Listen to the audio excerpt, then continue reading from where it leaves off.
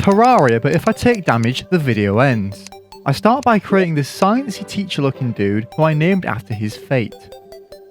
Then created the solid square of trash, which was going to be the shape my character would be surviving on. Not the most convincing world name. In game, it was time to think fast, because all I needed was 2 green slimes to come in both directions, and this video would probably be around 35 seconds long, give or take. As you can see, this is not the case. After chopping down enough trees to last and crafting some basic gear, my first foe appeared. A blue slime. In panic, I came up with a strategy to build up and avoid everything until I could get arrows for my bow. This would work for a while, but obviously isn't a suitable method for the whole game.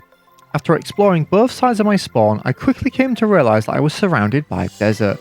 Not what you want when you're trying to avoid being hit. As expected, I was ambushed by vultures and had no other choice but to dig down.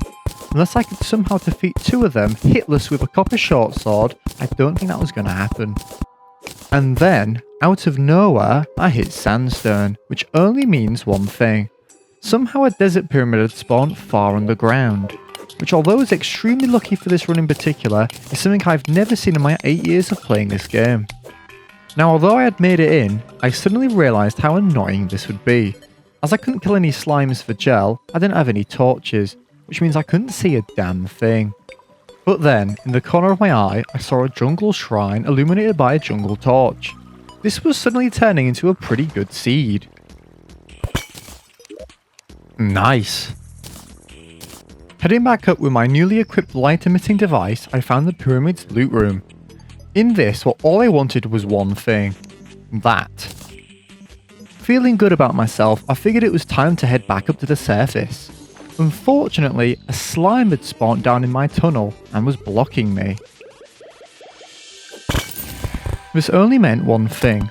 I had to try and kill it with my newly acquired flail. This may look over the top, but this is the level of caution you have to take when one false move will end the video. But as you can see, I dealt with it fine. Heading up to the surface introduced a whole new host of challenges. I had to be extremely careful here as Demon Eyes could end my run immediately. My overconfidence was definitely short-lived as I realised how little damage I was doing to the Demon Eye as this was on master mode. If I'm completely honest, I could have very easily died here.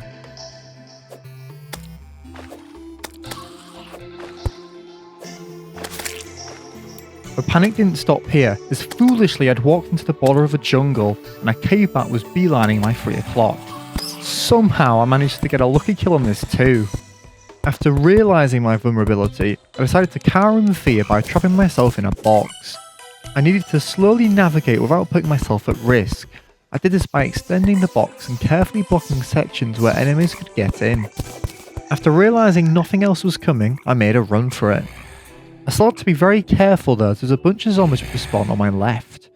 In realisation, I quickly built a tower to protect me from the attackers, and it also gave me a chance to kill them from a safe distance. This worked marvellously. At first, I chipped them away with my bow, but then quickly discovered how useful the flail was at crowd control. During all this, I accidentally figured out how to use the flail properly. I genuinely didn't know you could hold it down and deal continuous damage as an enemy walks into it. This was perfect for this scenario.